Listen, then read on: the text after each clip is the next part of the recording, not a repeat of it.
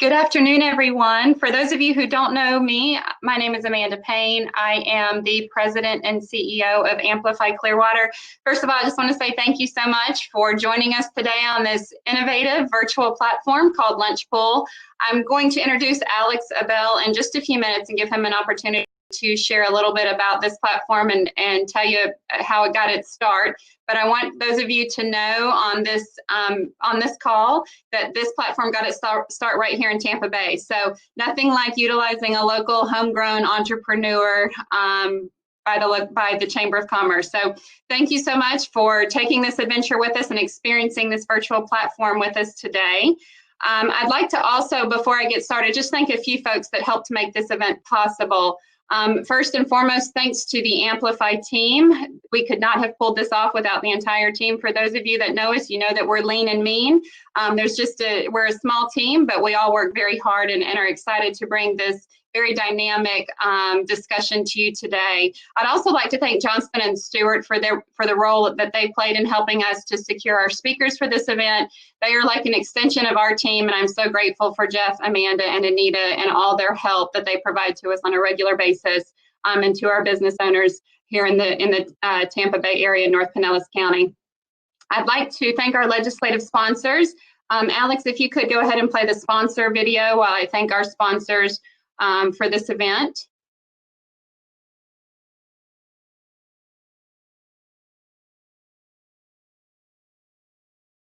Thank you to Clearwater Gas, who is a legislative partner. I know Chuck and Christy are on this call. I saw you pop in. Thank you both for your support. To Spectrum by Charter Communications, thank you. I saw Albie as well. So glad to have you with us today, and thank you for your support of AMPLIFY in this program. To Morton Plant Hospital and Baycare, thank you so much. Duke Energy as well, Jeff Baker, also a board member, and thank you for your participation. I jumped ahead there. Morton Plant Hospital and Baycare, legislative partner, thank you for your support. Also another board member of AMPLIFY, and we appreciate your support of this program. To Frank Crum, thank you so much for your generous support of AMPLIFY Clearwater.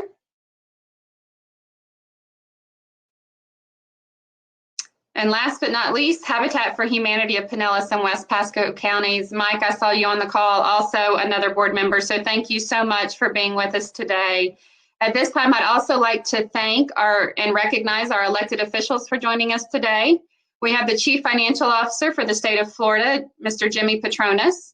We have Speaker Designate Chris Sprouse, Senator Jeff Brandeis, Representative Ben Diamond, Representative Nick DeSegli, Representative James Grant, Representative Chris Litvala, Representative Newt Newton, Representative Jennifer Webb, Clearwater Mayor Frank Hibbard, Clearwater Vice Mayor Dave Albritton, Clearwater Council Member Kathleen Beckman, Clearwater Council Member Mark Bunker, and Clearwater Council Member Hoyt Hamilton. Thank you all for joining us today. We're honored to have your presence and for you to share in the experience with AMPLIFY Clearwater and our members. Just a few housekeeping issues and explanations before I turn it over to Alex. While we're in presentation mode, as you see on the right-hand side of your screen, you have a chat function. You can do a general chat. You can chat amongst individual members that are on this call, participants that are on this call. There's also a Q&A function. The Q&A function is seen by everybody, and I'm going to ask everyone on the event to utilize the Q&A function for any questions you may have for our panelists.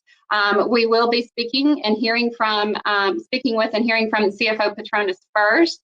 So if you would begin to think about the questions that you might have for him and put them in the Q&A function, I will be moderating that.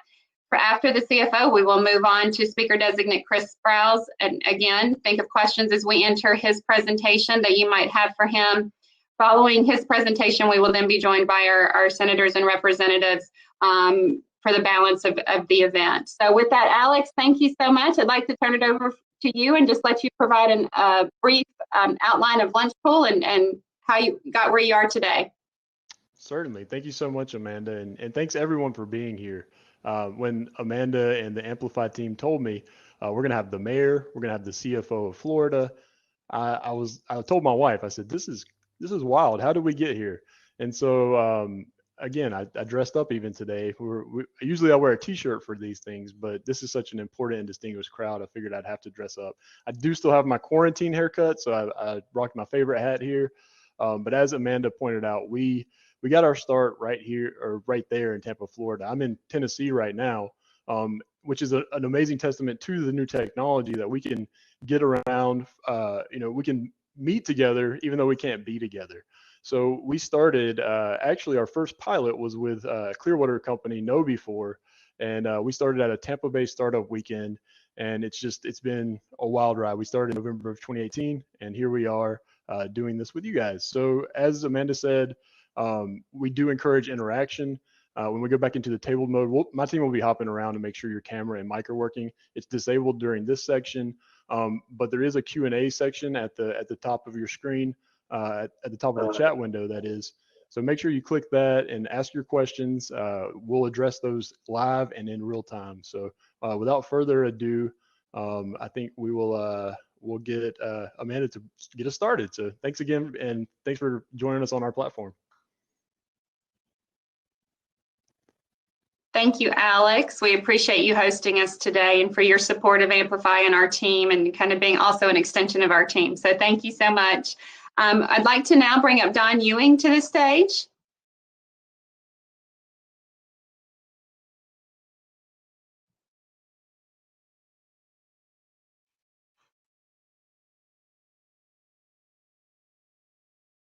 He's there. I was on earlier. I didn't have video on. Good morning. You are. There you go. How are you? Good morning. Thank you for joining us today. You look nice. Thank you. Yes, I got to dress up for these in-person events here. Very nice. Thank you for joining us. Well, you look good, you sound good, all things that are important going through this virtual experience. So absolutely. For those of you who aren't aware, Don Ewing is the chairman of Amplify Clearwater's Public Policy Committee and also serves as a board member for Amplify Clearwater. I'm very appreciative to Don and all his efforts. Certainly his longtime knowledge of Clearwater and certainly regional issues and as they relate to public policy. So it's been wonderful to learn from him and have him as a guiding force over the last several months. So Don, I'd like to turn it over to you now and let you tell us a little bit about the Public Policy Committee, their work, and then introduce our mayor for our invocation and pledge. Absolutely. Thank you very much, Amanda. Yes, as Amanda pointed out, I chair the Public Policy Committee for the Amplify Clearwater Chamber. The committee functions on behalf of our member businesses to bring local and state challenges to light through advocacy locally and in Tallahassee. We meet every month in our open committee meetings and collaborate on business challenges and have expert speakers during the year. We formulate our public policy during that time frame, meeting with our membership, and we create that environment for our members to have a voice in both the city of Clearwater and in Tallahassee. I'd like to thank the chamber team, obviously, for this event, as Amanda did. This is a terrific lineup of some of the strongest state leaders you have today in our local footprint in this interactive new format. I was very excited to bounce around the tables earlier and introduce people to the format and get their mics and videos on. It's, I still remember the days back in Ruth Eckerd Hall where we would bounce around the tables and introduce and shake hands. Well, good morning and welcome to the Lunchpool environment. One of the things the committee does is every year we venture off prior to the legislative session. Committee heads to Tallahassee for our Clearwater Day pre-session trip where we meet with legislators together with city officials. This year we presented our top 5 state and local policy objectives from our member businesses that were derived during the year. I have to also thank the Johnson & Stewart expert team for facilitating our trip to Tallahassee and guiding us through the hallways of the Capitol buildings. It was quite an experience and a better one this year with their help. We also work very closely with our newly elected Mayor, Frank Hibbert, and his staff to collaborate on our mutually beneficial city issues affecting our business community. At this time, I'd like to introduce our second-time mayor, Frank Hibbert. Frank works tirelessly on behalf of the Clearwater Chamber, whether in office back in 2002 to 2012, where he served initially as a councilman and then for 2 terms as mayor. I might point out that this last term was, the last term or so was during the Great Recession, so he had a few challenges with the council to create better Clearwater at that time, and he's back for more. Fear not that he was, during the past 8 years while he was on a sabbatical from politics, he didn't rest.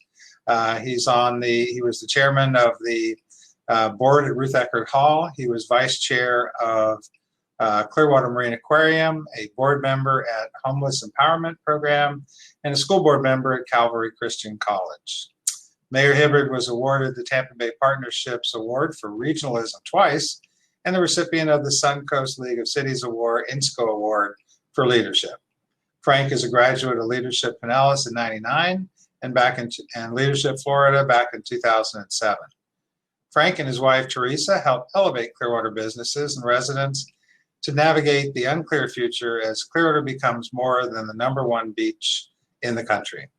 At this time, please welcome our Mayor, Frank Hibbard, for the invocation and Pledge of Allegiance.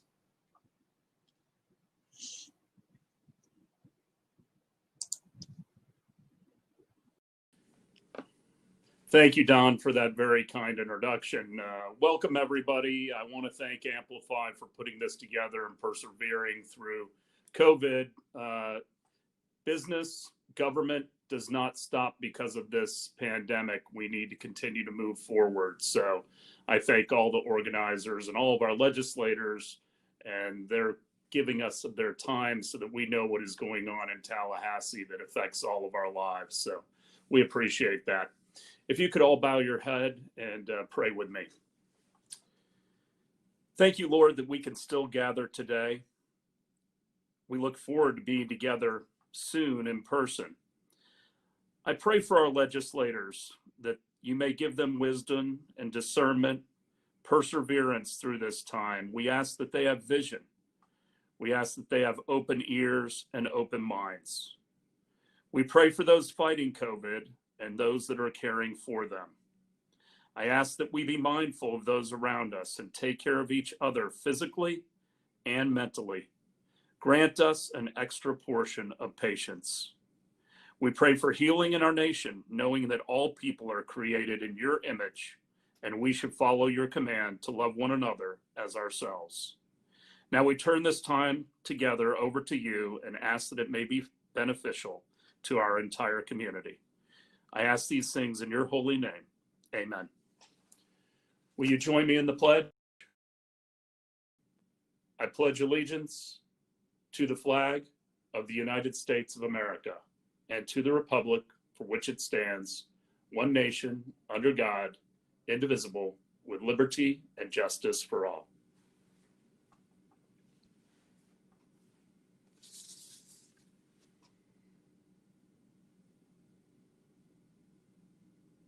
Thank you, Mayor. Thank you for that wonderful pledge and prayer for us today. And thank you for your kind words about Amplify. And thank you for your service. I know for you and Teresa and your family, public service is truly a service. So I want to thank you of giving of your time and your family's sacrifice in order for you to serve and give back to the citizens of Clearwater. So thank you for joining us today. We're happy to have you.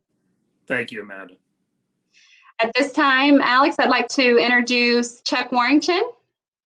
We could ask Chuck to come to the stage.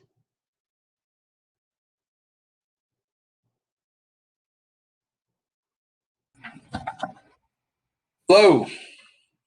Can you hear me okay, Amanda? We can hear you. Yep. Look good and sound good. And that is the prerequisite for participating in this. So Well, I didn't get dressed up like the others. I'll just display my Clearwater Gas logo. Good morning. Perfect. I'm Chuck Warrington, the Executive Director of the Clearwater Gas System and a proud Amplify board member and legislative partner. I'd like to thank you all for joining us today. It's my pleasure to introduce a very special guest. Florida's CFO, Jimmy Padronis, served in the Florida House from 2006 to 2014. And in 2017, he was appointed as the Chief Financial Officer for the state and then was formally elected in 2018. He is recognized for outstanding leadership in his hometown of Panama City and throughout Florida. Committed to active civic engagement and business development, he has chaired the Greater Panama City Beach Chamber of Commerce Economic Development Council, served on the board of the Bay County Economic Development Alliance, the Salvation Army Advisory Board, and the Bay County chapter of the Florida Restaurant and Lodging Association, and as national president for the Florida Vocational Industrial Clubs of America. He's a former trustee of the Gulf Coast Medical Center and former director of the Bay Medical Centers Foundation and the Gulf Coast Community College Foundation Board.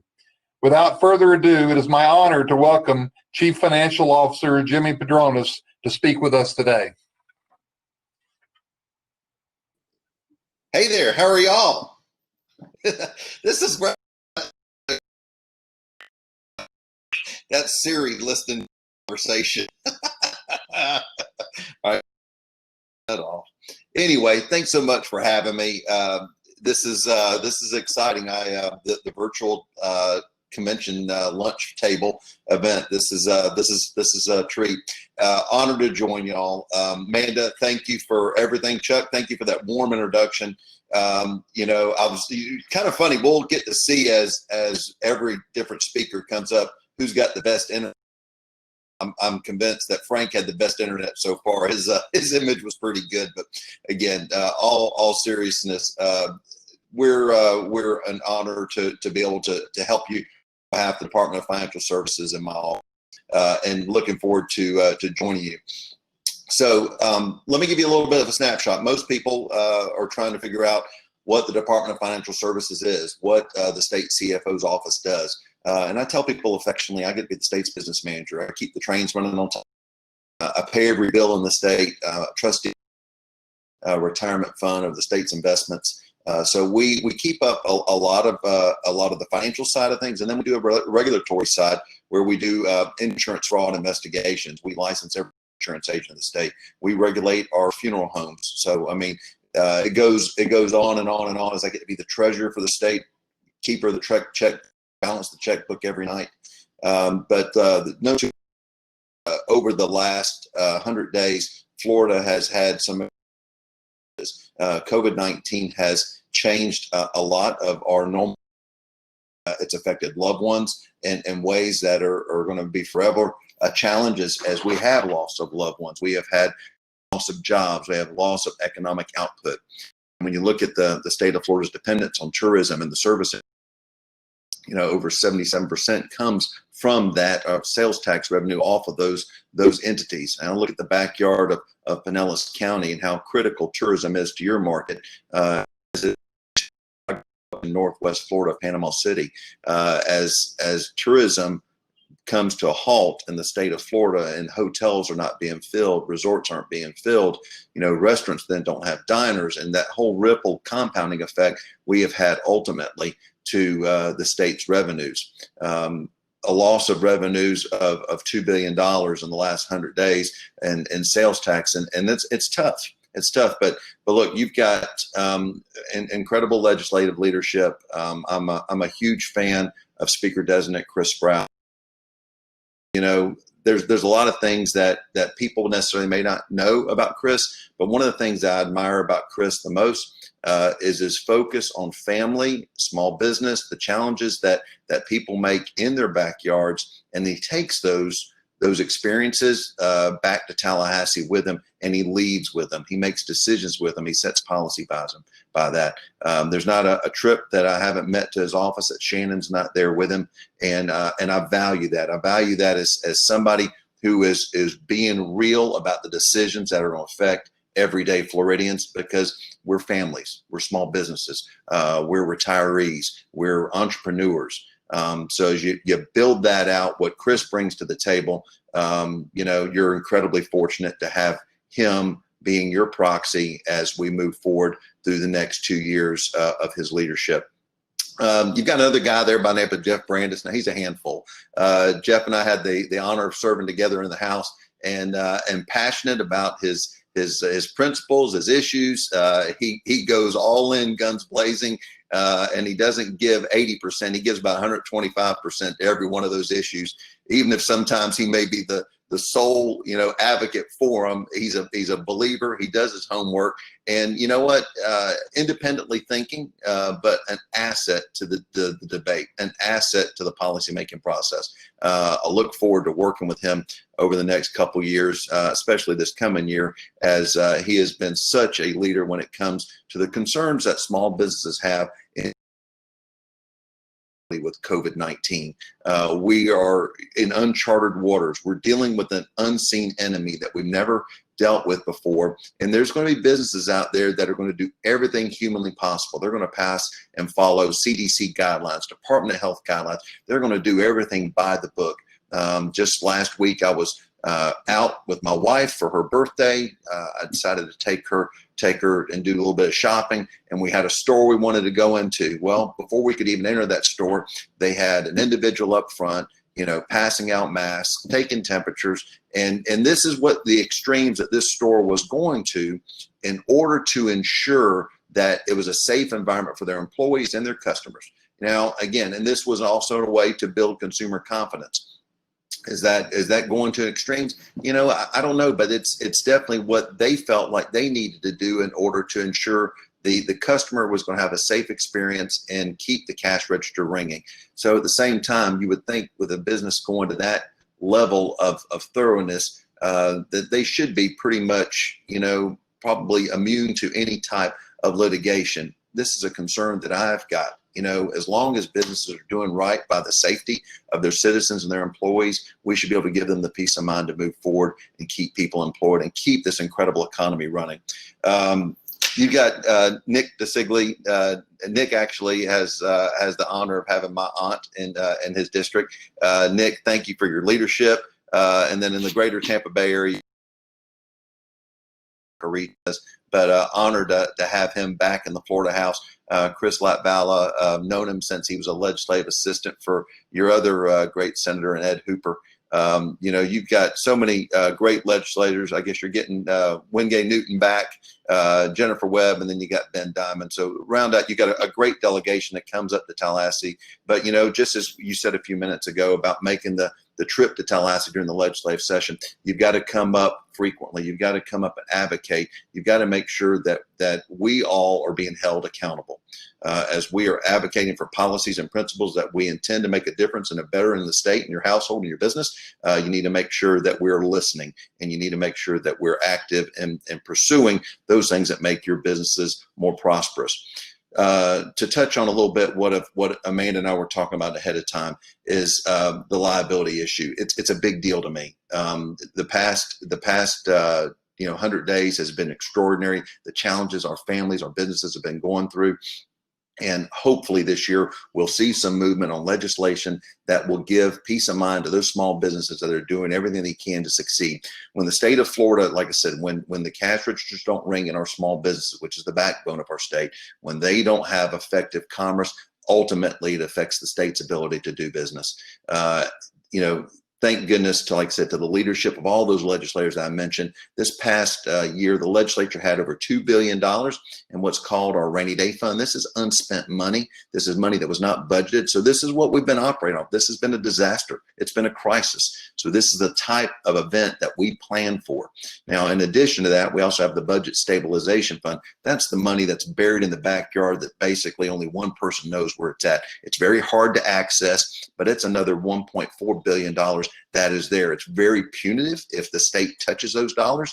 But again, through thoughtful planning, the state of Florida has been able to set aside dollars for events just like this. Now, if you want to take it a little bit further, you can look at what we've done that other states haven't. In our catastrophic fund, we've got $12.4 billion of cash sitting in it. That's in addition to the bonding capabilities and other pre-event bonding that we do in order to ensure that the citizens of the state of Florida have, access to affordable insurance markets. But, nevertheless, we still have to be vigilant. We have to fight. We have to make sure that we're doing everything possible to get insurance rates affordable for our businesses to grow without the fear of litigation or challenges. We need a balance. We need a balance. You need to be able to have access to good counsel, but you can't allow the scoundrels that are out there that take advantage of our citizens at their worst times during time of natural disaster to exploit them and take advantage of their claims process that ultimately causes more harm to them and the ability to have affordable access to insurance. So what I like to try to do is kind of wrap it up. Let's see if there's any opportunities I can have for some questions. But this has been exciting to be able to join you today. And again, you have got an amazing legislative delegation that will be coming forward, to Tallahassee. They'll be very active as they're paying attention. The governor is sitting on the budget right now. I don't envy what he's doing, but the governor's had a full plate. He's at a full plate trying to navigate the COVID-19 world we're in. My office is sitting on about $5.9 billion in our checking account and CARES Act dollars that has come down. But again, with those dollars, there's strings attached. It's for non-budgeted COVID-related expenses. So as we're navigating the challenges of the COVID-19 world we're in, both with policy and also financial questions to be answered, we'll continue to move forward. I think you'll see some solutions coming out of Washington, hopefully here in the next 30 days, as they are debating an infrastructure package. And as long as Nancy Pelosi quits calling, President Trump morbidly obese, maybe we can have some consensus where the infighting in Washington can set aside and they focus on what's important. And that's the citizens of Pinellas County, of Bay County, of Duval County, of, every great county that we have in the state as we challenge to deal with getting our lives back to normal. Amanda, this was a treat. I look forward to participation for your guests. And again, thank you all for sending such an amazing delegation to Tallahassee every year. Thank you, CFO Petronis, and thank you for speaking to us today and spending your time with us. We're deeply appreciative of both your efforts on behalf of just not all of our members and our businesses, but certainly statewide. And as similar sentiments as I said to the mayor, thank you to your family for sacrificing and allowing you to serve and participate on our behalf the way that you do. So I have a question for you, and we have several coming up in the Q&A, so thank you for those that are asking questions. But I have a question. This might be a little more personal in nature. You are to take it kind of away from your CFO role, you're also a small business owner. You operate a restaurant. Tell us a little bit about your personal experience through COVID-19. So you kind of, to our members on this call and on this event, CFO Petronis operates in a very similar space to everything that you've experienced. So I want you to share from a personal standpoint what you've experienced through the COVID-19 pandemic, and as it relates to our members on this call as well. Sure. So look, the restaurant business is a very rewarding one. It's also a very stressful one, as you're getting up every single day in order to prepare meals, to take care of customers. But at the same time, how intoxicating is it that individuals will come and want to dine at your restaurant, want to celebrate their most important days, whether it be anniversaries, engagements, birthdays. So again, where we cater to the tourism market here in Northwest Florida and in Panama City Beach, this is what my family's done for the last 53 years. For the last 30 of it, I was in the restaurant business before having the honor to be your CFO. But it is what it is. It's a service business. I can't divorce myself from what I've done for the last 30 years, and that's taking care of the customer. This is something that we all relate to as small businesses, as you know, that if you don't take care of the customer, somebody else will. But what we're seeing now, as we're seeing in restaurants, we're seeing it in car dealerships. There's a pivot that we need to get consumer confidence back in place. We've got to make sure that the customer is safe and feels comfortable doing business in the public again. As car dealers have gone out and they're promoting and advertising contactless delivery, sales online. I was talking to a friend of mine, happened to be female, and her comment was, I hate walking on car dealership lots. And she goes, now I'm excited about buying a car because now everything on the internet, and they'll just drop at my house. So, I mean, there's going to be some developments in how sales move forward in some of these at one time they were going to be changed forever. Who'd ever thought that we would be having a virtual Chamber of Commerce meeting with 100 people online, and everybody would be able to engage whomever they want to, as technology brings out the innovation that we've seen. But businesses are definitely at varying degrees stepping up to build back that relationship with their consumer, to get them back out, to know that it's okay. But at the same time, consumers are also taking it forward, where if you're Tampa Bay market, the mayor's wanting to go mandatory mask across the board. The governor has been pretty sensitive to allowing where we have seen a spike in COVID activity to be empowered at the local level, because you don't necessarily see that type of spike in every county in the state. And it's a delicate balance that trying to deal with allowing where the transient traffic comes into those markets that could create an influx and spike of COVID-19. Let them take the measures in order to ensure safety, but at the same time allowing the state's economy, which is so important, to keep moving, to move forward in a safe manner. Thank you for that. You might be aware that Pinellas County, I'm actually sure you're aware that the Pinellas County Commission voted last night to make masks mandatory throughout Pinellas County starting next Wednesday. So we had several of our municipalities. St. Pete certainly took on that initiative last week. We know Hillsborough and Tampa has done that as well. And the Pinellas County Commission voted and took that up yesterday and voted in favor of making masks mandatory. And we are one of those more transient communities, right? I mean, as soon as we began to reopen, we saw people flood, come back to our beaches. They just wanted the sunshine and the sand and the water. And, that's what we offer. That's part of what makes being in Clearwater so attractive to so many that are here and choose to make North Pinellas their home. So thank you so much for sharing your experience as a restaurateur. I know many on this call can find that relatable. Certainly you touched on liability issues. I want to thank you for championing that alongside of our legislators. That's certainly of concern to our members. Would you have any suggestions or guidelines for those on this call, as far as, you mentioned the store you went in doing their absolute best to be protective of both their patrons and their employees. Is there any particular guidelines or any best practices that you might like to share with us that you could see as being kind of across the board adaptable for our businesses? So what we've been doing on our website, myfloridacfo.com, we've got a COVID-19 link where latest developments, practices, policies that we are intercepting, we're getting those out. A few things I would recommend. We're in a environment right now where we're spending more eyeball time on screens. Fraud has changed. Fraudsters have had to find a new way in order to connect with people. So I would warn you, the emails that you get, if it sounds too good to be true, they usually are. Your financial institutions will not contact you directly to tell you that you have to log in. A way of doing business, and this is so important that we don't allow the scoundrels out there that are taking advantage of our seniors, of our businesses, of our individuals, as some of them are sheltered in place. Uncle, 2 years old, his wife has a padlock on the fronts of their house, and they don't even want the UPS dropping off a package at the door. So different people are taking different extraordinary measures to ensure that, because they're concerned about their own vulnerabilities and their health.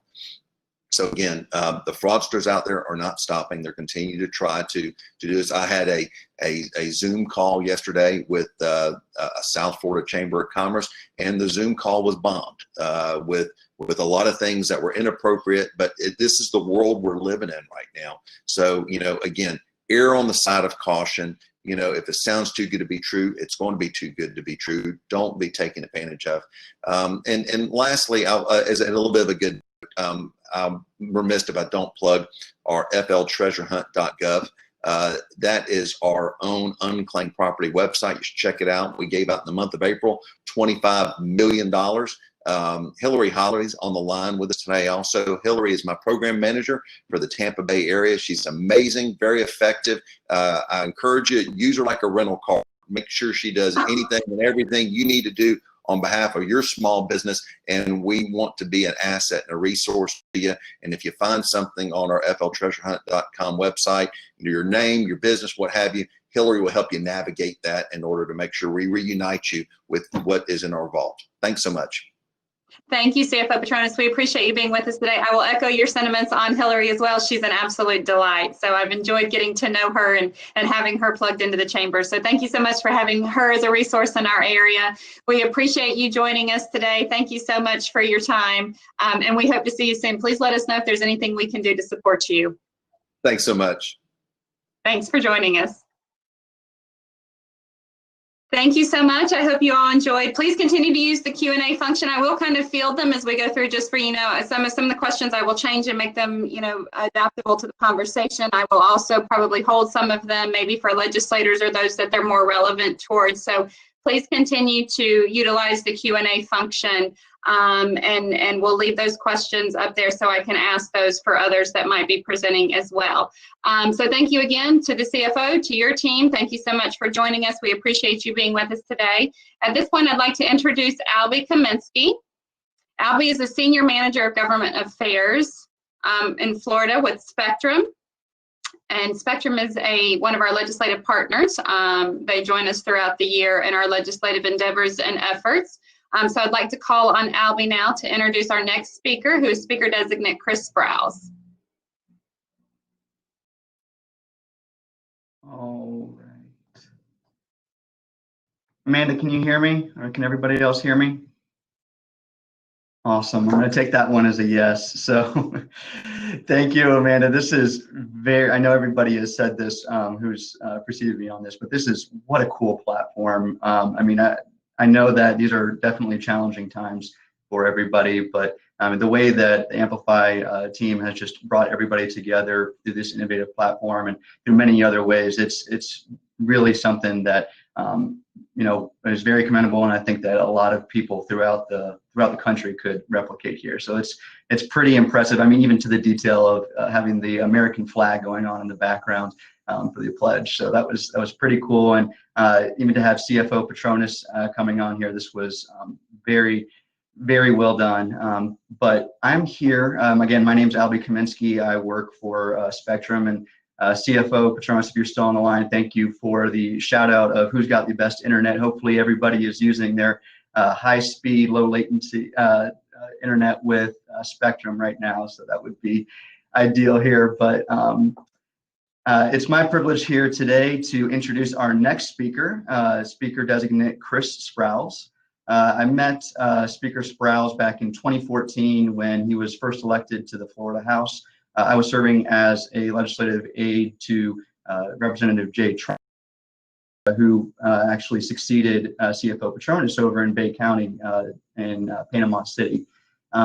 So we were both serving on the 11th floor, and I got to sit right next to Speaker Sprouse and see how he conducted himself as a leader and overall person, and it was just very impressive overall. There was a lot of early mornings, late nights. We really were working hard that first year, and again, just to have a front row seat to see how Speaker conducted himself as a leader. I mean, the drive that he has is literally second to none. If you walked into his office at that point, just as that first year, he had a big whiteboard up there with all of his 6 bills that he has as a freshman, probably a couple of other committee bills, whip counts, while his staff analysis are spread throughout the table there too, of every single bill that's probably going on through his committee. I'm telling you, his drive is literally second to none. And second, as CFO Petronis alluded to, he's the epitome of a family man. And I know that everybody hopefully had a good Father's Day this past week, but that's who he is. He's a good husband, and he's a good father. He cares about our community. He cares about our state. And again, he's one of the most family-oriented people out there. So I'm really excited about his next couple of years as Speaker in the Florida House. And so, ladies and gentlemen, if I could pass the baton over to Speaker Designate Chris Sprouse. Hey, Albie, thank you all, and it's great to be with you, Albie. Thanks for that kind introduction. Albie's right. When I was a freshman House member with Representative Latvala and Representative Trumbull from the Panhandle, we were up on I think it was the 11th floor, Albie, and Albie took great care of us as we were trying to figure out the legislative process in our first couple of sessions, and has done a great job. And Albie from our friends in the Panhandle and bring him down to Tampa Bay to be with Spectrum. So we're great to have him, and of course, CFO Petronas, who, if anybody says politicians don't care about people, they probably never met Jimmy Petronas. He cares a great deal about folks down here in Pinellas County and throughout the state. Jimmy and I talk, every few days about our budget situation here in Florida. He's keenly aware of our challenges over the last couple of months, and has been a great partner in trying to tackle them as we go along. I'll talk briefly about session. I know we're kind of running a little late on time, so I'm going to try to keep my comments brief, and then we can go on to questions. But, we kind of went into legislative session, and so often happens, things, seems things to be good as we come into session. We had what I would consider a budget-rich year. Lots of things happening in the state budget. And as we get close to the end of the session, after, lots of work has gone into the budget, we've done some great policy items, opening up marketplaces in healthcare, trying to give more access to patients throughout the state. Trying to bring more accountability to state government. We really start to get hit with COVID towards the end of the legislative session, not fully realizing, of course, what the implications are going to be in the short and long term. That was prior to shutdowns, prior to all those things happening. And then we kind of go into our COVID response, both from the executive level, and then as we get out of session, figuring out what that means for the long term and really opening back up the economy. Before I talk a little bit about COVID and the things that had happened, two things I'd like to mention, during the legislative session, because they really came out of Pinellas County, conversations that, that we had here, or issues that happened here. The first was something that we worked on, during the last couple of years, which was a DNA privacy bill. And this really started a couple of years ago where, I was sitting in at home on the phone with a life insurer, buying life insurance. I've got kids. Many of you in here have had to buy life or disability insurance to make sure that your families are protected. And it was around Christmas time, and people were giving out those DNA kits for Christmas as gifts. And it occurred to me on the phone, how long is it going to be until my insurance carrier starts asking me for my genetic information, particularly since I might already have a genetic test, as millions of Americans throughout the country have already asked for them.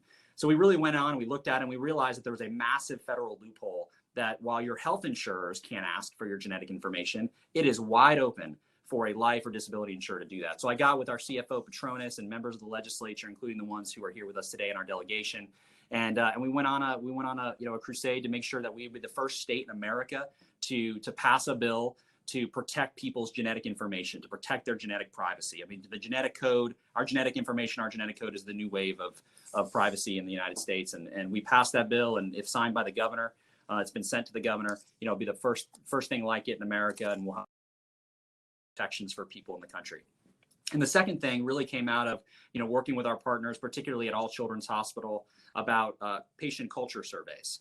The idea being is that when we go buy a car, we know everything there is to know about that car. We know about the J.D. Power and Associates. We know we can go to websites and check out, does it hold its value? Is it safe? What are the airbags like?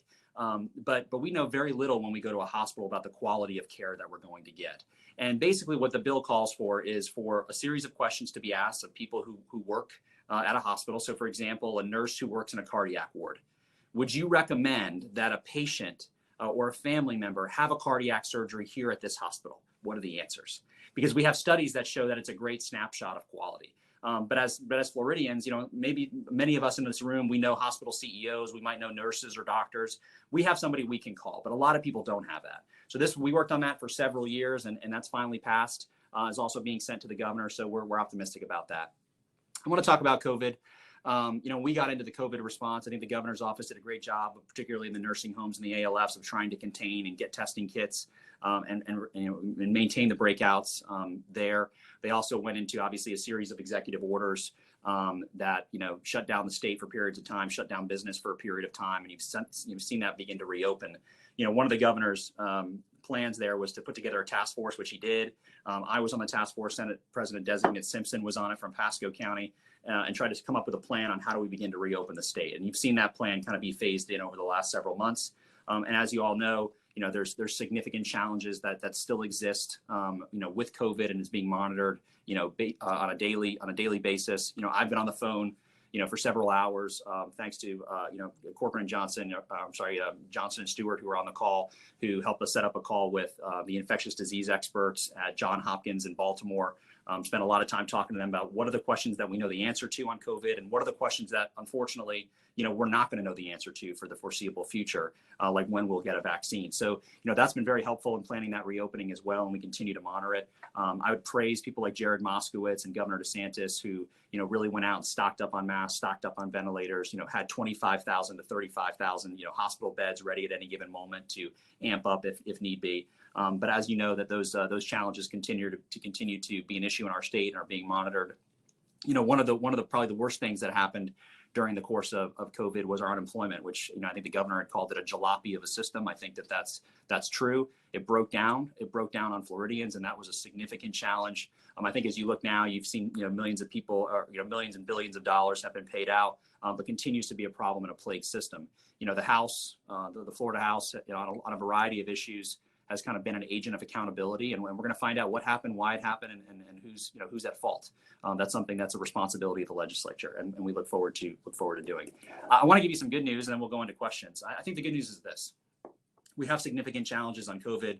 We had significant challenges on the employment system. We're going to have significant financial challenges. As we were coming out of the legislative session, we saw the gas tax was the first thing to drop off before the sales tax, right? Businesses were still open, but clearly people were making a decision not to drive, not to leave their house as much. And you saw the gas tax. And then, of course, as you can imagine, with the closures of businesses throughout the state, Disney's, Universal's, your small businesses, the sales tax has taken a significant hit, and which will create significant financial challenges for us, in the months and years to come.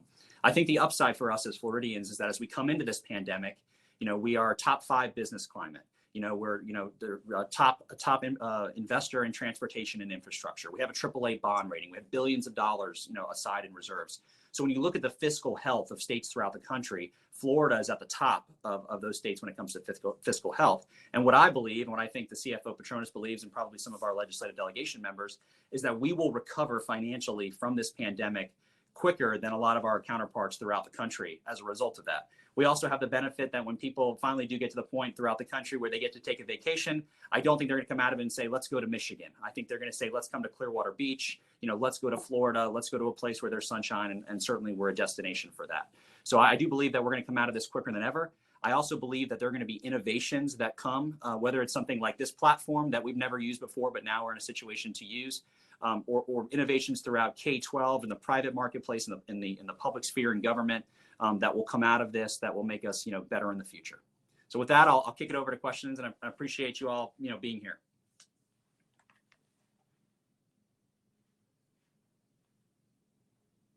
Thank you, Speaker Designate Sprouse. Thank you so much for being with us. Again, as I've said to the CFO and to the mayor today, thank you so much for your time and service, and for your sacrifice and Shannon's sacrifice. I know you have 2 little boys. I think our boys are about the same age, and so I just have to admire you both being willing to take on a life of service and what that does to a family, and appreciate your entire family for allowing you to do what you do and to share you with the entire state. So thank you so much. As you touched a little bit on, of course, tourism is our #1 here in Pinellas County. We certainly hope that and believe the same way that you do, that we will bounce back sooner than maybe other parts of the country will, and other parts of the world. As it relates to Visit Florida funding, Enterprise Florida funding, where do you see those 2 organizations and funding moving for them going forward over the next few years? Yeah, that's a great question. I think that this is an example of one of the great things that Visit Florida can do, similar to the BP oil spill that happened a number of years ago, where they played an active role in re-educating people that there was no oil off the coast of Clearwater Beach. You should come here, you should stay here, you should bring your families, because you remember there was mass cancellations of reservations, even though there was no oil off of Clearwater Beach. There was a perception when you turned on the nightly news that there was all over the Florida coast. And the same is true whether it's COVID or whether there's in the wake of hurricanes. I think that there's a role to be played of making sure that people realize that Florida is open for business, that our hoteliers are here, and making sure we correct some of those misconceptions. So I think that's true. And I think when it comes to economic development, whether it's in Enterprise Florida or somewhere else, I think the best economic development that we can do is the first part is on the policy front, right? People want to relocate to Florida. not because someone's going to cut them a check as much as we have a top 5 business climate by Forbes magazine. We have low taxes. We have great systems for people to come down here. Our K-12 system is ranked in the top 4 in the nation. These are all reasons to come to Florida. And I think, Amanda, one of the things that's happened, prior to COVID, we were having 1,200 people per day were moving to Florida. And I think that was true before. We were always having, massive growth. But I think what put it into hyperdrive was tax reform, right? Before tax reform, people got to write off on their federal taxes, their state income tax if you had one. So if you were living in a high tax state like New York or Vermont or California, you got to write that off. Well, that means that us as Floridians, we were providing the most massive subsidy in the nation to high tax, high income states who had an income tax as a result of that. So when that went away, you saw people who were living in Connecticut say, well, gosh, what am I doing here? Why am I keeping my business here? We're going to come to Florida. And I think when it comes to economic development, that has been what has given us the greatest amount of success, is making sure that we're fiscally sound, to make sure that we provide an environment when those people realize that they're in states where they can't fiscally make it work anymore, that they have a place to go. And when it comes to places to go, if you're going to move your business, there's 2 or 3 states who are really in the running there. But ours is prettier and better. And when you go to look at Arizona versus come to Clearwater, I think that we're gonna win that. Well, I have to agree with you. Having moved to Clearwater in 2015, I couldn't agree more. Right. So, and certainly appreciate your sentiments in that regard. And Amplify wants to be your partner in that, and certainly our members want to be your partner in remaining to keep not just North Pinellas, but all of Florida attractive to business growth and investment and job creation. So, certainly let us know how we can help you in that endeavor. Certainly one of the other problems, and it may not be just unique to Clearwater, but we have a challenge with boats mooring in our waterways. Has there been any discussion at the state level for addressing that, maybe statewide? That they don't have effective mooring anchors and they tend to move around in high winds, causing damage to private properties. Has that been something that you've discussed at the state level?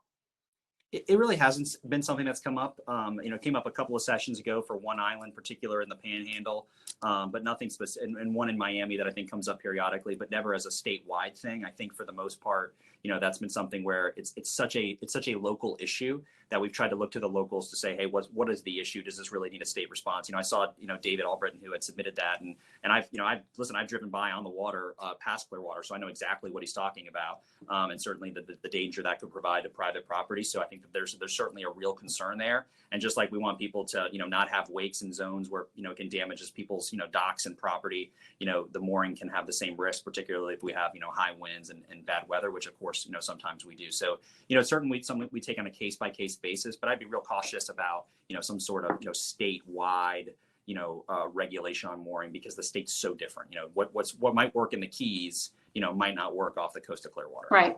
Keeping it local, can support and endorse that.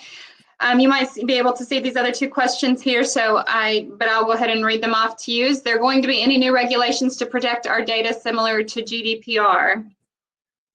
Yeah, listen, I'm all for protecting data. I think Senator Brandis is on here too. I know that he cares a great deal about that as well. I think when it comes to our healthcare data too, I think one of the things that we've worked on, and I think Representative Grant's on here, and he's been a real champion in this space, is our healthcare data is ours, right? It's our property, and too often when we're interacting with a healthcare provider, it seems like we're having to beg, borrow, and plead, to get our records and our information and our blood work and our X-rays. And none of that should take place. So I think that, one of the things that we've looked at is, kind of a patient's property rights, type piece of legislation to make sure that you have full ownership, of that information, and that you don't have to, kind of be owned in that respect by the healthcare provider, and making sure we open that up. So that's certainly something that I'm open to. And I know that, we have been open to in a variety of different areas in the Florida House. Thank you. Well, and just so you know, we are here as a resource for you and certainly want to be helpful to you. Before I let you go, do you have any thoughts and ideas on the 2021 session and what that might look like for you, or any projects that you'd like to champion? Well, it's what do they say? You make a plan and God laughs, right? So, a lot of us had a plan, before COVID as to, things we'd like to do, whether those things were in policy and budget. And while the policy things might still be active, I think one of probably our greatest challenges is we haven't had a fiscal challenge like the one we're going to have since the 07-08, recession. And, now you have, a $92+ billion budget that's going to take a significant hit. It means we're going to have to make real choices about priorities what needs to be funded first. It means not having access to the kind of budget-rich environment that we've had over the last several years. And Amanda, one of the things I think is going to be the difference maker for Florida in the long term is how do we handle that situation?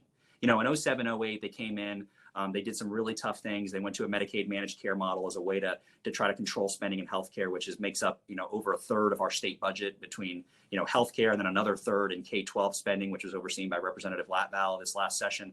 So that's 2/3 of our state budget. And that's before we get to justice and all kinds of other things that it's funded by state government.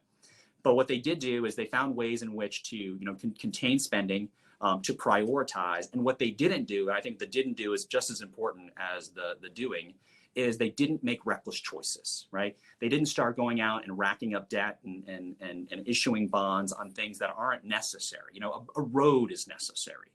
A school is necessary. Those are things we need, not just things we want. And I think in 07, 08, one of the things the legislature did well is differentiating between those two things, which is why we came out of that. And as we stand here today, we still have a AAA bond rating, which was just renewed, which allows us to do things smart and cheap and innovative. So I think our biggest challenge as a legislature is going to be able to maintain that discipline to come into the session and not look at what's going to be the best and what's going to be great for us, politically, what's going to matter in 3 months or 3 years, but where's the state going to be in 30 years? Because if we come in with that viewpoint, we'll make the right choices. And then as time goes by and the state gets challenges down the road, which we will always have, whether that's in a hurricanes or things that we never expect, like a global pandemic, we will have the solid foundation to be able to recover faster than our national peers. And that should always be the goal. Well, thank you. And certainly I know it goes without saying, but our members are here as a resource as you think through those priorities. And if we can help to offer input and just real life experience, please feel free to call on us and consider us a resource in your efforts. Thank you so much for your leadership. Thank you for your time today. We appreciate you being with us and I hope to see you in person soon. You too. Thank you very much. Thanks for having me. Thank you, Speaker Designate. Well, to our attendees, I hope you're enjoying this as much as I am. I'm so grateful for the time that our elected leaders has dedicated to us today. Next, we're going to move on to our panel of legislators. So, Alex, I think you've got that list of legislators in front of you, but we'll start with Senator Jeff Brandeis. We'll add you to the stage. For all of our legislators, so I didn't have a chance to talk to you ahead of time, you should get a little prompt on your screen that you will click on and it will bring you on stage. So we have Senator Jeff Brandeis joining us now. Hey, hello, Senator. How are you today? Doing great. How are you? Good, good. Thank you for joining us. My pleasure. Next, we have Representative Ben Diamond.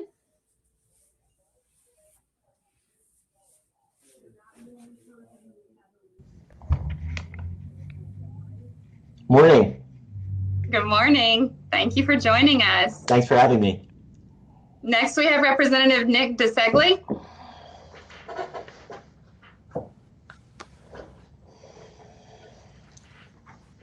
Good morning, Representative. Thank you for being here.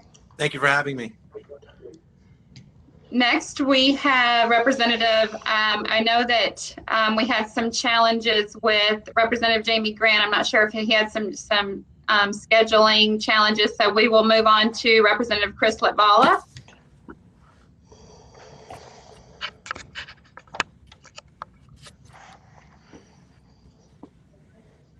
Good morning, Representative, or afternoon, I think at this point now. Hey, Representative Latvala, thanks for being here. Representative Wingate Newton.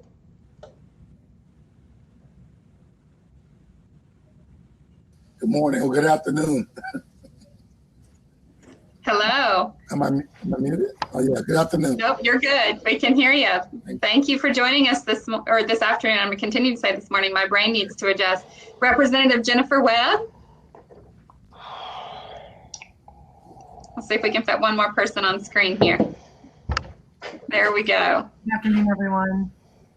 Good afternoon. Thank you for joining us. Thank you all for joining us. I'm so grateful to see you, see your faces. Thank you for participating in this event with us. I hope you've enjoyed this platform. As Speaker Designate Sprouse pointed out, it is one of those creations, right, that emerged from, I think Alex and his team picked up a little more business than they anticipated, a little faster than they anticipated. So certainly one of those businesses and entrepreneur type of innovations that we look for and that we're excited about, and excited that it started right here in Tampa Bay. So I hope you've all enjoyed it as much as we have and as much as we do. To our legislators, I'll start with you, Senator Brandeis. I'm going to give each of you just a couple of minutes to tell us a little bit about your background and what those issues are.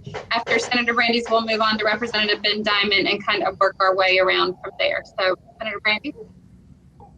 Perfect. Well, I think you've kind of heard a lot about what the state is focused on currently. I'm going to talk a little bit about the future, what I think a kind of handful of big ideas that are coming up in a variety of different spaces. And it's one of the areas that I have some concerns out that we're going to have to address over the next couple of years.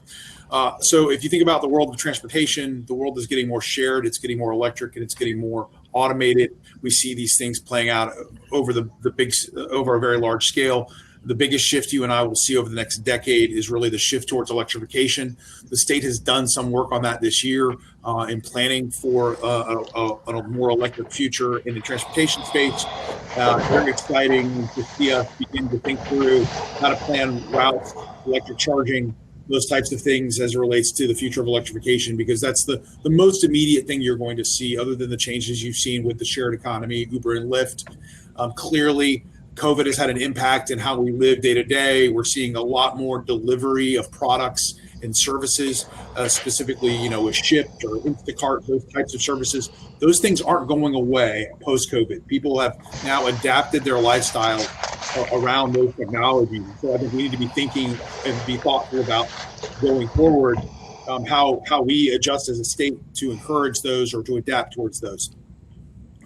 So I think on the transportation front, Florida continues to be a leader in the country in a variety of conversations. This year really focused on electrification and the future of transportation. So it's exciting to see where we're going there. I think we can't pass this moment by and not talk a little bit about criminal justice reform and the broader movement of that discussion going on in the country. There is clearly a deep problem in the criminal justice system that needs to be addressed, and we need to be forward thinking as that. The great thing is many other states have adjusted their criminal justice system. Florida needs to begin to now look at its criminal justice system in a deeper way and begin to use some of the data-driven results we've seen in other states.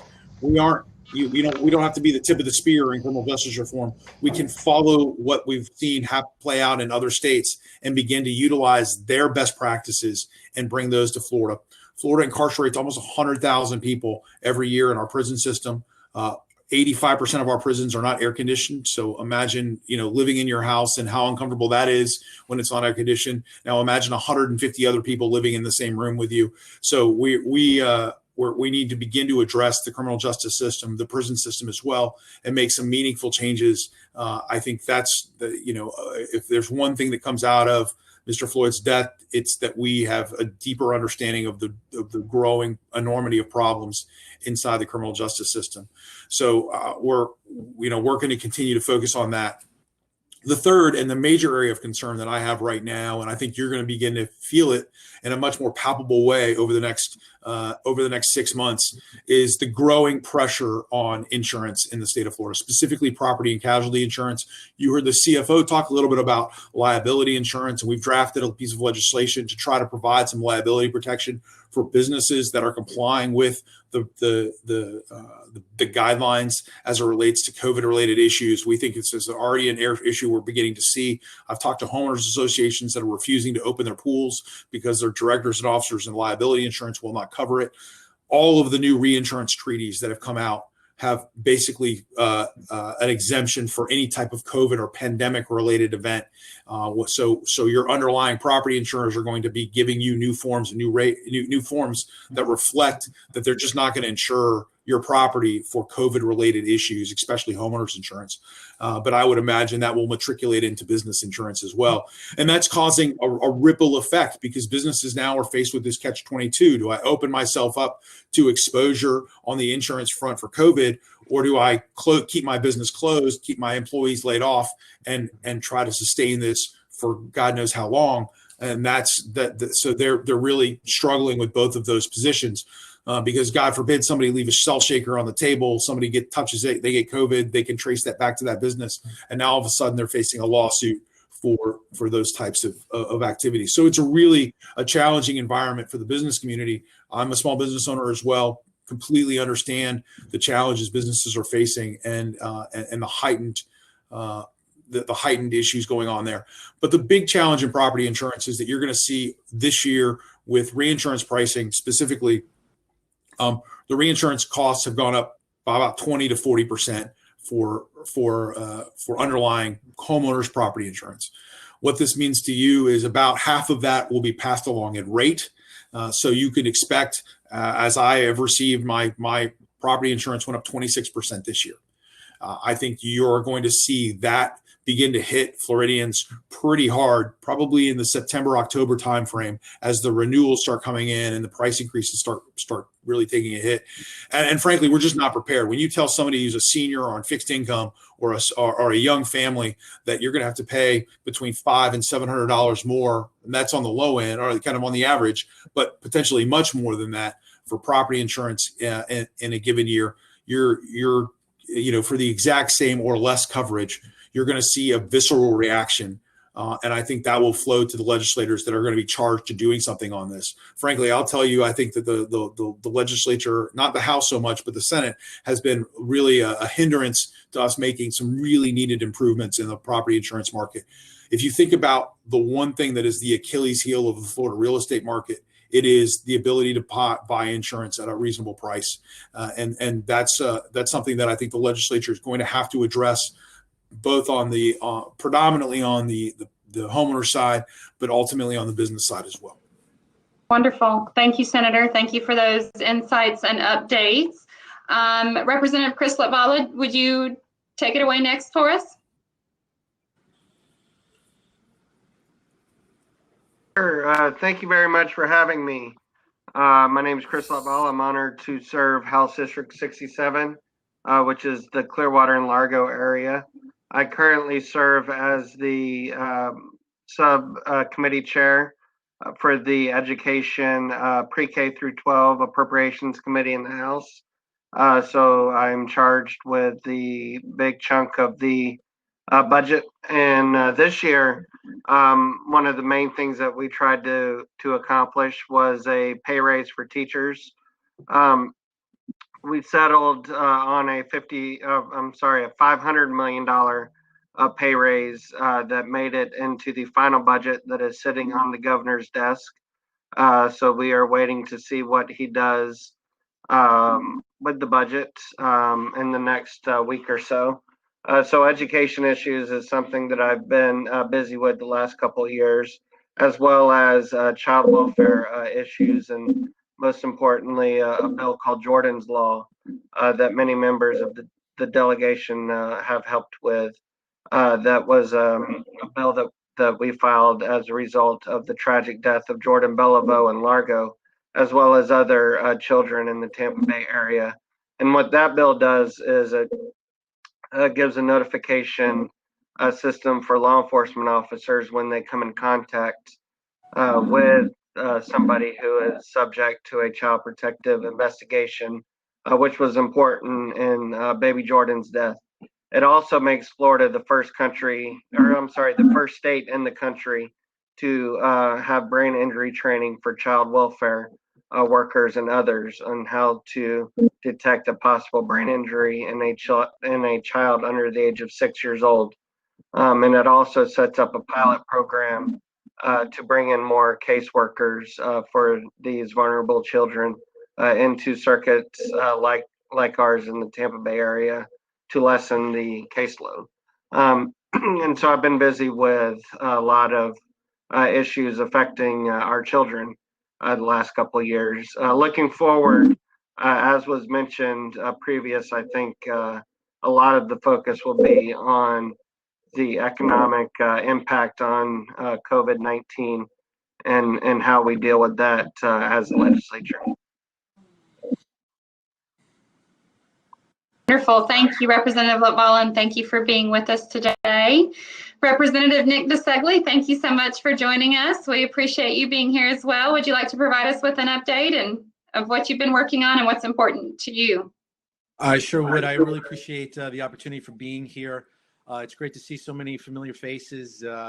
And, it's been, yesterday I did a legislative kind of wrap up via Facebook, and it seemed like, the legislative session happened years ago, with COVID and all the last 3 months of the challenges that we've been dealing with within our own families, within our businesses. And yeah, we've got some challenges moving forward. And, as a small business owner myself, my biggest concern obviously is, are the small businesses. They've been so challenged here. First, they were, defined as whether they were essential, non-essential. And so, I think looking forward to the next legislative session, to again continue the work that we've done in the legislature to create, a good environment for small businesses, eliminating that red tape, keeping our taxes low. Those are the things that we're certainly going to continue to do. And I appreciate Senator Brandis's thoughts on the insurance. That certainly is going to be a big issue that we're going to have to tackle. We have to do it the right way. Certainly with property and casualty insurance, those rates are going up significantly. But myself and my own business with my general liability insurance for my vehicles, those look like they're going to be going up significantly as well. And that's one thing that we're going to have to certainly take care of. Healthcare, another area coming out of this pandemic that I think we are going to have to continue looking for ways to increase access to care, increase the quality of care, while all doing that, trying to keep the cost of healthcare as low as possible. It's a big strain on our state budget, and so many of the leaders in the state recognize that. That's certainly going to be an area that I'm going to be taking a look at as well. And as far as education, school choice, what we've done here in the state of Florida over the last 20 years, but really the last 2 years has been historical and in a really great way. I commend Chair Latvala for his work, his dedication in that space, on that area. And I tell you, when we talk about a future economy, our education, whether it's pre-K through 12, whether it's higher ed, education plays a huge role in making sure that our economy is ready for the quote unquote new norm. And so, the good news here for the chamber, you have folks in the delegation that are experts in these areas, understand the challenges ahead, and certainly it's going to help having a future speaker in our delegation to lead the way. Thank you so much, Representative DeSeglia. We appreciate you. And we also appreciate your chamber membership. So thank you for being a member of the chamber as a small business owner and being involved in Amplify. We appreciate you as well. So we get to enjoy you from both fronts there. Representative Newton, we'll let you kick it off next. That's a really awesome fish tank in the background. It's fascinating to see your backgrounds. That was one of our conversations with Lunchpool, is if we could all have virtual backgrounds. And right now we get to see everybody's personalities in their backgrounds. So I am fascinated by your fish tank. Thank you. And I want to thank Amplify and all the members for giving us this opportunity to update you. We had a good session. I'm going to read off the highlights of some of the stuff we were able to accomplish. I don't know how much is going to make it into the final budget that's on the governor's desk, because we have yet to see the veto list yet. However, we were successful in passing a $93 billion budget. We passed that unanimous on both floors, House and the Senate. That's everybody voting for it, all 160 members of the legislature. For the first time in over a decade, we were successful in not sweeping the Sadowski Trust Fund, thus providing $370 million for affordable housing. 3% pay increases for all state employees. As Chair Latvala mentioned, $500 million for teacher pay, $400 million to raise the floor for starting teachers, $47,500 for existing and starting teachers, and another $100 million for veterans teachers. This will make us number 2 in the country for starting teacher pay, behind Jersey, which has a state income tax. So that's huge. Next, we were successful in getting reoccurring funding for $35 million for our historical Black colleges and universities: Florida Memorial, Bethune-Cookman University, FAMU, and Edward Waters College. We also were successful in getting $800 million for the construction of a slave memorial and for the Holocaust memorial on Capitol grounds. I don't know if you're aware, but slaves built the old Capitol and slaves built the new ones. So now they'll get some kind of recognition erected on the Capitol grounds. Senator Brandis and the delegation worked very hard to get $21 million for the construction of a brand new second DCA courthouse in downtown St. Petersburg. I was successful in getting 3 bills off the floor. Happy to report that of the 3, HB 597, tri-part states was signed by the governor on 6/9, and HB 1009, Special Neighborhood Improvement District, was signed by the governor last night. They called me last night. We was successful, the legislative Black Caucus, in making a recommendation to the governor to get Judge Renita Francis appointed to the Florida Supreme Court, African-American female or Black female of Caribbean descent. So not only is she's a Black on the highest court, it's a woman, and she's an immigrant. So that's huge. We were successful in getting $50 million in the budget for Florida Forever, which is going to sustain them until 2023. I'm sorry, not Florida Forever, but Visit Florida. Visit Florida got $50 million until 2023. I guess they'll look at, my colleagues will look at it after that. And for the environmental part, we had $100 million for the Florida Forever Fund, land preservation. I also want to take this opportunity to thank my colleagues. It's been a pleasure. I know CFO Petronis said I'll be returning to Tallahassee, but I won't. I will, because I'll be a member to the day I die. And I look forward to going back up there lobbying my colleagues, which the Constitution said I couldn't for 6 years after leaving the legislature. But as your next county commissioner for Pinellas County District 7, I'll be able to do just that. I won't be seeking a third term because I am a candidate for Pinellas County Commission, District 7. You know, Ken Welch is coming off after 19 years. I'm looking forward to representing District 7 in Pinellas County here at my home. I really enjoy working with my colleagues. I mean, these are some stand-up people. I'm going to miss the camaraderie in the committees and the members lounge and all the events we attend. And what I can tell you about these individuals, anybody can complain about what's going on, but it takes a hard and true and dedicated person to offer themselves up to make a difference. We can agree to disagree without being disagreeable, but we always are looking out for the people. I don't care what anybody said about any of us. We're looking out, in the end of the day, what's best for our constituents and the people we represent. Party aside, we get that done. Everybody on this screen gets that done because it's going to take all of us to do just that. Senator Brandis touched on this, but I want to leave my members with it. The Black lives do matter. As we go forward, I hope that they would understand that it's not African American, it's Black, because you got Haitian you got Haitian Blacks, you got Jamaican Blacks, you got Caribbean Blacks, you got Bahamian Blacks. So if you call one of them individuals an African, then you're insulting them. And also, I was born in Midtown South St. Petersburg, the most impoverished area in all of Pinellas County. I've never been to Africa. I wasn't born in Africa, and I was Black when I was born at Bayfront Medical Hospital. So I'm hopeful that going forward, my members will be kind of cognizant on the task at hand. It's a global movement, not a global or countrywide movement on criminal justice reform. Senator Brandis has been a champion, and I followed him down the barrel of Cannon. We went all the way to Nashville for panels. We did all kinds of stuff, and it's amazing to see the cost savings that we will have and enacting some of these criminal justice reform. I was very happy that Speaker D.D. Renner got into the criminal justice reform budget the opportunity for people that are doing time, if they learn a trade and get certified, we can get them a license so they can get out and start working instead of going to sit in front of a boy band and not get admitted into this group because they got a scarlet letter, which is a felony on their record.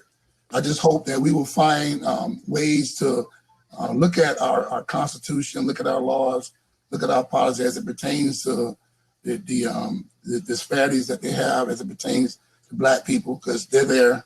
There's a lot of those laws were written way before we got there, so it's none of our fault, but it is the way it is. But know that, and I'm endorsed by PBA, our law enforcement has a tough job. They are law enforcement officers. They're enforcing the laws that we pass.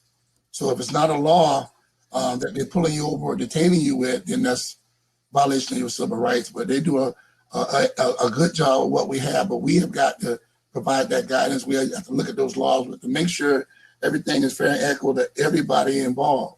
It's going to be a tough road. I'm going to be praying for my members up there, and as much as I can get up there, I'll be there. But I do know we got the right people at the right time to do the right thing. And I thank you guys, and thank you for giving me the opportunity to serve with you.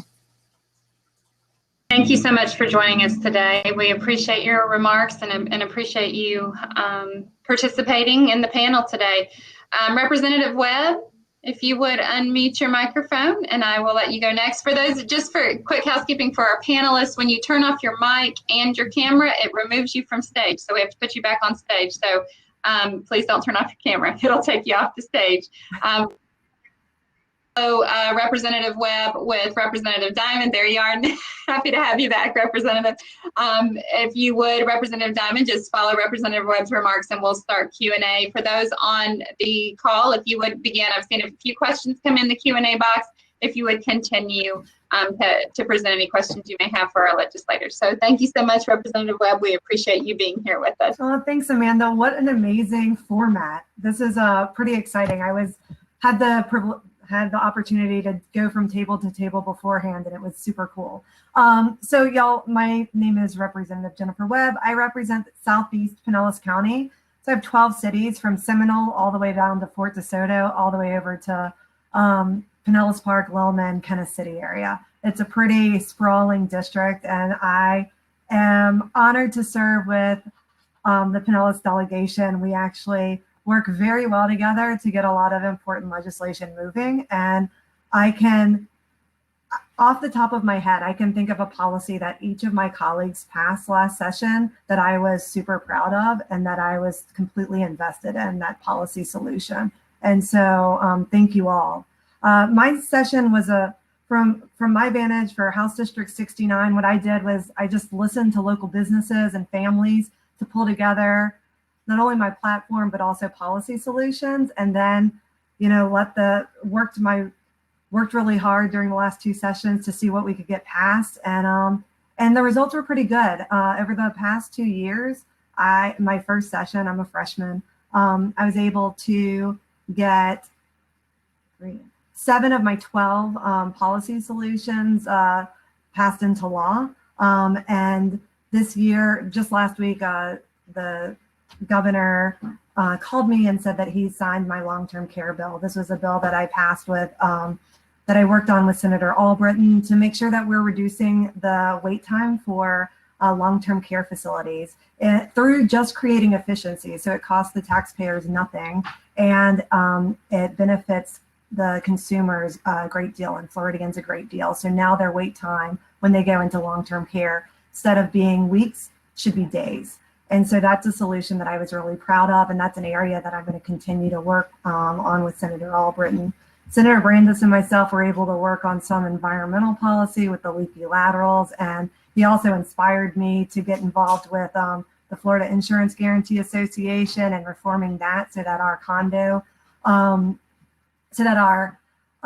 condo dwellers have the same, are covered at the same rate and or have the same kind of assurance that our homeowners have if their private insurer ends up going under because we have, you know, an active season or something like that. And so that'll create peace of mind for our condo owners.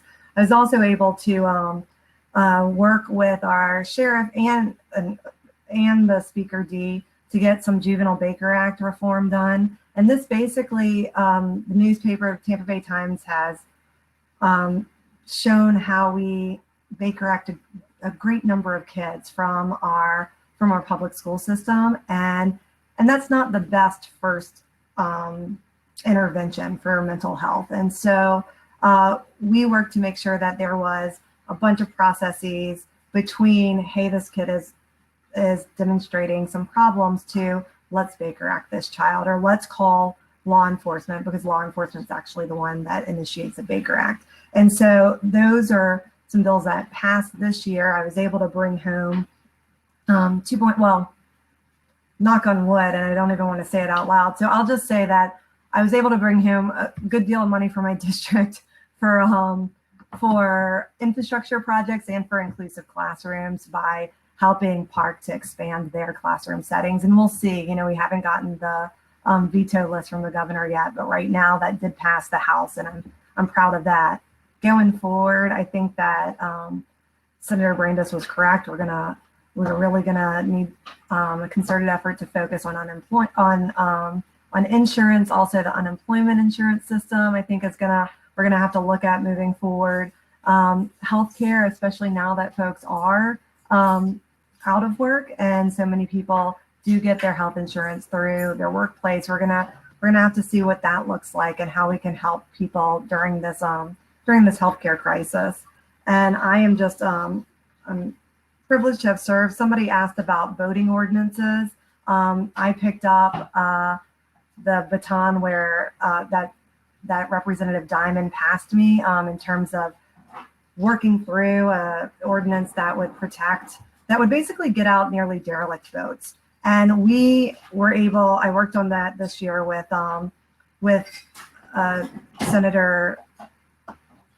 Senator Roussan, and we were able to pull in the voters, the League of Cities, the FWC, and other stakeholders, the House State Affairs Committee, Chair Angolio, to really format a policy that could be rolled out statewide that wouldn't, that was endorsed, like I said, by the League of Cities and by our voters and by FWC.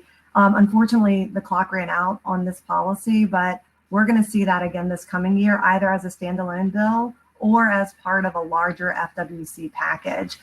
So I'm looking forward to being engaged with that, because, especially since most of my district is the coast, and this is a big issue, and it's something that it could cost homeowners and people just tons of money when those boats go down, take out their docks, go down right off their property, and it's also an environmental hazard. So those are things that I'll be working on, and I'm happy to be here and sharing the stage with my colleagues. Thanks. Thank you so much, Representative Webb. Representative Diamond, thank you for being a trooper with us through this. I know we talked at the beginning of this, and this kind of thing may not be the most comfortable setting for you anyway, and so I appreciate you being a trooper and sticking through this with us. So last but not least, everyone, Representative Diamond. Yeah, thanks, Amanda. No, it's been great just for the opportunity to see my friends again. And I share all the sentiments that everybody has expressed in terms of what just a real privilege it has been to be a part of this delegation from Pinellas County. So my name is Ben Diamond. I represent House District 68, which includes downtown St. Pete, Northeast St. Pete, and Pinellas Park. And just very briefly, I mean, I think I'll just focus my comments on the crisis, the two major crises that we're dealing with simultaneously, the COVID crisis and the economic crisis. They're both very, very significant, obviously, and we all recognize that. And I think the people in this delegation are all committed to try to find real solutions. Unfortunately, we're seeing the numbers trending in the wrong way. I just was looking, not while any of you were talking, but before this call, at the numbers, and there was a new record of 5.5 thousand cases released by the Department of Health today. The numbers in Pinellas County are moving in the wrong way, and so I think we have to, take this very seriously. Not be sending mixed messages, not be political about it, but just deal with it as we're trying to deal with it, and take the appropriate steps to keep our families safe, to keep our community safe, and try to take this out of that sort of political realm of you wear a mask, I don't wear a mask, you watch Fox News, I watch MSNBC. I mean, this is more like we're facing a very significant emergency that we need to address. We're also facing a significant challenge, as our speaker designate said, with regard to the fiscal and economic impact of this crisis. I'm privileged to serve on the House Appropriations Committee. We have a new fiscal year starting July 1. We don't know yet what that budget will look like. It's in the governor's hands. we wrote that budget based upon a revenue projection that was made last fall. Obviously, the revenue projection that we based that budget on is totally outdated and out the window. I have been calling for a new revenue estimating conference since this first started back in March. My business has gotten some new revenue projections. I think all businesses are sort of regrouping in here. So far, the State Revenue Estimating Conference hasn't met. The initial discussion I got from them was, well, we need a month of data in order to meet. Now they're basically taking the position we need 3 months of data in order to meet. But I think what it means is that we're going to get into the next fiscal year and apparently get maybe a quarter or 2 quarters into the next fiscal year, and then maybe have to go back in to make adjustments to the current year budget. I do think that the budget work is our work. You know, that is, the Constitution gives us that authority as the legislature to try to figure this out. I totally agree with our Speaker Designate Sprouse. You know, we have some very difficult choices ahead, but they should be our choices. You know, we have several $1 billion that the Congress appropriated to the state of Florida under the first CARES Act to provide relief in this time of emergency. The appropriation of that money is a legislative prerogative under our state constitution. I've been concerned by the chatter that the legislature is not going to be going back to Tallahassee to work through this, and that the governor is just going to appropriate that money. I think that that is a departure from the way, you know, the way we're supposed to be doing that work. I understand we're in a state of emergency, but we're navigating this new virtual world of trying to figure out how to work virtually, and we'll have to do that if we need to before the end of this year. But I think the focus, once we get back, whether that's this year or next year, is going to be on how do we regroup from a fiscal perspective in the midst of this crisis. As we heard from our CFO, you know, so much of our revenue comes from sales tax collections, and once we get new revenue numbers, we know that those numbers are going to be off. And then how do we come together to do some good work on policy to address some of the issues that Representative Newton and Senator Brandis were talking about in terms of criminal justice reform. And there's so many opportunities that we have. We just need to get back at it, in my opinion, and get back to work. The people are counting on us to try to, you know, address these issues, and we're all eager to get going with it. So thanks, Amanda. Thank you, Representative Diamond, and thank you all. Thank you for your service, your time, your dedication to this community, to your constituents, and to the state of Florida. Representative LaValla, I think I'll start this question, probably lead it your direction. If the others would like to chime in, just please feel free to do so. There's a question regarding per student spending in Florida. Are there any efforts to increase Florida's per student spending, as we currently rank in the bottom 5 for the nation? Thank you for that question. The last 2 years that I've been chair, it's been raised the first year over $200 per student. This year it was raised, I believe, $150 per student. And in Pinellas, that number was about $180 per student. And so we have traditionally have raised the per student spending, but I would note that the last couple of years we have raised it significantly more than we have in previous years before that. So I would not say that I would take issue with that question.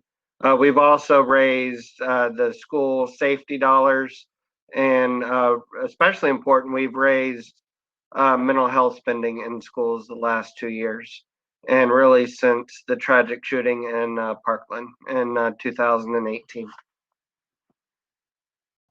Thank you for that response. Would anybody else like to answer, to weigh in on that one? Kind of along that same line, Representative Newton, did Unmute. I'll chime in. What you might not know is some of I got to call them the implicit bias policies set forth by these school boards is like having a bucket with a hole in it. And I'll show you what I'm talking about. In Pinellas County, we had 182 kids that were committed to juvenile programs. We had 47 of them, I think, that were adjudicated as adults. So if you take that, and that's approximately 230 students. You take 230 students times $7,800.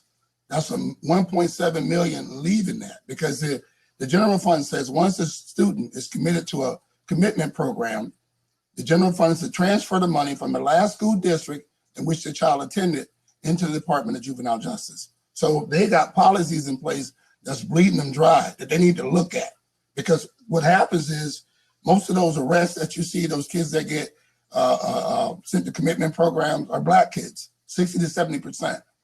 And that is not Tallahassee. Those are policies set forth by those school boards. We have a code of conduct book that every school district has, and that's a discipline for the school district. But when a Black kid gets in a fight down in South St. Pete, he gets to ride to juvie jail. But if you get a white kid up in North County or Palm Harbor University, he gets a detention. Those are implicit bias policies set forth by these school districts. And it's not just Pinellas. You can look through each one of them. I can send you an ACLU report that shows you their policies and how much it costs. And I just divided $200, as Chairman Sprouse left out talked about, into 1.7 million. Now it's about 8,500. So it's about 8,500 students you could have touched. So I'm just saying, it's money all around us. This is the new normal. We have got to look forward to finding out things that are detrimental to what we're doing. We talked about criminal justice reform, reducing the mandatory minimum from 85% to 65% is going to save $800 million to put back into that system, to put air conditioning in some of those correctional facilities. We got money all around us. We just got to be mindful of that and be, don't worry about who gets the glory. God be the glory, as long as we get it done. So all I'm saying is it's easy to point fingers, but when you point one, 3, 4 more pointing back at you. There's policies that they have in place that they put in place, not us. They did, because with the home rule and what it's doing is bleeding them dry. So you can throw all the money you want at it. If you got policies that like having a bucket with a hole in it, you're never gonna have enough money. I'm not saying it's where it needs to be, but they do need to look at what they're currently doing and what they have in place that's hurting them. And I know this, and this is their data. So that's what we're dealing with. Thank you, Representative Newton, for those remarks and for sharing your sentiments with the crowd. Along, you mentioned this new normal that we're all living in, right? And along those same lines, is there, and related to education specifically, educating in the time of COVID-19 and in the pandemic, we watched both our private and public school systems try to scale quickly to allow for e-learning options. Tell me about flexibility and thoughts around e-learning as we go into the fall, flexibility in relation to spending, curriculum delivery, that type of thing. Certainly from a membership standpoint from Amplify Clearwater, making sure that that talent pipeline is prepared and ready to enter those businesses as they, we just got an announcement on our screen there, as they, that our education system is preparing them for the jobs of the future, so to speak, and really developing that talent pipeline. Talk to us about, education as it relates to how it may look going forward. We recognize that it might change and be delivered in a different manner. Well, I represent 4 counties and 4 different school districts: Manatee, Hillsborough, Pinellas, and Sarasota. And what they're doing is, I'm happy to know that they're purchasing laptops for all the 9th to 10th graders that they can use in school and at home. Also, a survey has been done. A lot of these parents have been forced to be teachers because those kids are at home. So a lot of them are electing to not have those kids return. They want to continue homeschooling them or using the virtual. So this is the new normal. We can't go back to the way it was, but we have got to be able to support them by whatever means to make sure they have proper education. I'll leave it there. Anyone else like to take that question? Sure, especially as it relates to career and technical education. Some courses you can't put online, or you can't do it easily. And And so I know that our school system, and I speak with Dr. Grego on a pretty regular basis, they are creating very innovative ways of reaching kids in their homes and making sure that there isn't the learning loss that I think many educators fear. But certain things, you know, I mean, in a year, I don't know, it seems like for the past 3 years, we've really been pushing career and technical education, maybe 4 years, and we've made strides in this area. That was one piece of legislation that I worked on my first term. And those are really hands-on. I mean, the reason why those are hands-on learning opportunities, and kids who thrive in those programs and apprenticeship programs are kids who are hands-on learners. And so I think that we're going to have to see some creative ways of protecting students and teachers, and like through PPE or other cleaning habits, so that they can get back in the shop, so that they can go back to their ironworkers apprenticeship program. And also so that we can expand these programs. I mean, now an economic downturn is a great time to retool. And, you know, and we have a dearth of workers in the building trades, and these are jobs where people can make really good money. That we're pulling people into those industries, and so that we can hold on to our own businesses. I mean, I can't tell you how many manufacturers, how many other specialized trades are saying we just can't find the workforce. And of course, some of their demand has dropped, and so it's relieved that press to find a qualified workforce. However, now's the time that we need to be retooling and really focusing and retraining our workforce so that we can be the place to go at the outset when this epidemic is resolving itself. And now's the time to do that. And I'm 100% committed to efforts to make that happen, because one, we need people making living wages for their family and enough to provide for their family and having the dignity of work. And two, our economy can't afford to lose variation and the jobs that we have here and in the industry that we have here. Thank you, Representative Webb. I appreciate that and couldn't agree with you more. To our legislators, we didn't have a lot of Q&A for you, but appreciate you sharing your time and your remarks with us, and sharing with us the projects that you're working on and the things that have meant the most to you, both through the 2021 or 2020 session. I'm trying to skip ahead a year here and just skip over 2020 altogether. It's not the first time I've done that in the last couple of weeks. So, but thank you all. Thank you for your time. Thank you for your service. Yes, sir. Before you jump off, if anyone's out there, your employers or the employees are having trouble with the unemployment or reemployment, my offices have assisted, I guess that's all of us, over 400 people with that, so they can contact any one of us, and we can assist them with that. We have a smart form that we can put in that can only be filled out by a congressman, a senator, or a representative. We also send a list weekly to the governor's office of people that are having challenges getting their money and being able to pay their bills. So if any of their employees or people that they know need help and assistance in that, I'm currently doing that. My staff and I are blowing that out big time. Wonderful. Thank you for that. I'm sure that, you know, we've had certainly challenges with folks that have worked for our employers that have found themselves in need of assistance, and they've turned to the chamber. So I'd be happy to utilize all of you in that regard and give them a point of reference that where they can get some assistance. So thank you all very much. And thank you, Representative Newton, for sharing that. Again, yes, thank you for your time. Thank you for your service. I know this program ran a little long today, but I appreciate the fact that you all dedicated your time and to being with us and to sharing with our members. Please know that the Chamber's here as a resource to help you in your efforts, and however we can connect you to needs within the business community, we're happy to do that as well. So you can now turn off your video. I won't fuss at you any longer. Thank you so much again. Alex, I think if you don't mind to pull up the sponsor video, I'd just like to thank our sponsors one more time for their support of both Amplify and this program. So that would be Clearwater Gas System, Spectrum by Charter Communications, Duke Energy, Baycare and Morton Plant Hospital, Frank Crum, and Habitat for Humanity of Pinellas and West Pasco counties. Thank you again. Thank you for your support of Amplify and of the Chamber. So I'd like to invite everyone on this call to join our advocacy efforts by joining our next public policy meeting, which will be on Tuesday, July 21st at 8:30 a.m. These are virtual meetings. So RSVP to attend a link. Sydney's going to send the link out in the chat function. RSVP to attend that link, or look for the Amplify Clearwater updates in your inbox and on our website. Links and opportunity to register will be provided there as well. We do have the room for just a few more minutes, so if you'd like to hang around and try out the table hopping thing, if you didn't have a chance to do that before the event began, I encourage you to do so. It's a really cool technology. We've been able to refer Lunchpool to many of our other members and associations looking for a virtual platform that has this type of experience. So I encourage you just to play around for a little bit before this event closed. Thank you so much. Thank you to everyone for participating. We appreciate you being with us today and appreciate your support of Amplify Clearwater. Have a great day.